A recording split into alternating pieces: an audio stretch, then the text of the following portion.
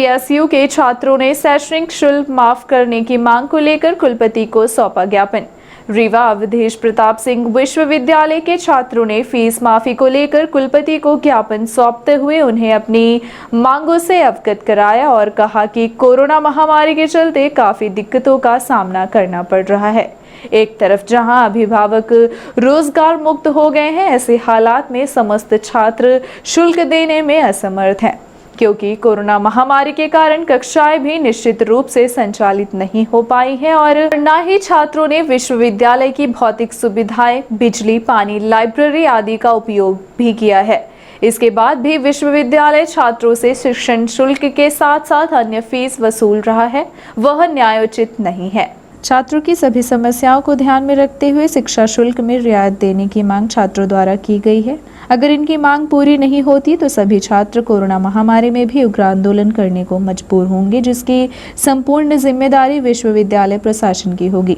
हालांकि छात्रों के द्वारा बताया गया कि कुलपति के द्वारा इनकी छात्रों द्वारा की गई मांगों को ठुकरा दिया गया है। बताया गया उनके द्वारा कि यह सब हमारे कार्य क्षेत्र में नहीं आता है। हम लोग शिक्षक को वेतन कहाँ से देंगे? अगर छात्रों की फीस माफ हो जाएगी तो शिक्षक का वेतन कहाँ से दिया जाएगा? बहरहाल छात्रों ने उग्र आंदोलन की बात कही है।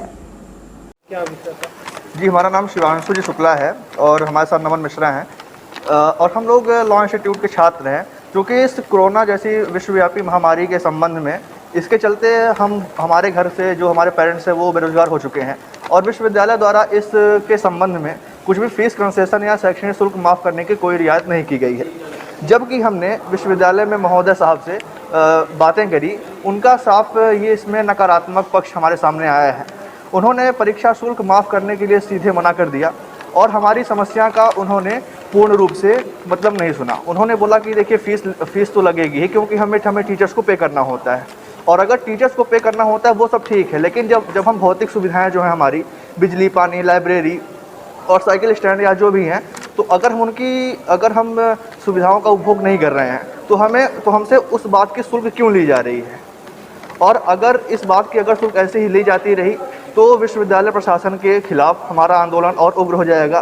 जबकि कोरोना महामारी के चलते हमें इस आंदोलन में बहुत कम ही लोगों को जुटना चाहिए। इसके लिए ही हम लोगों ने बहुत कम बच्चे ही आए हैं और हमारी जो मांगे थी, हमारे साथ कई वर्ग के छात्र पढ़ते हैं जिनके माता पिता किसान हैं, मजदूर हैं, लेकिन उनकी आर्थिक स्थिति इस लॉकडाउन के कारण वो अपने घर में बैठे हुए हैं, उनको कहीं रोजगार नहीं मिल रहा है। तो हर स्थिति को देखते हुए और हर वर्ग को देखते हुए विश्वविद्यालय प्रशासन को फीस में रियायत देनी चाहिए छात्रों को।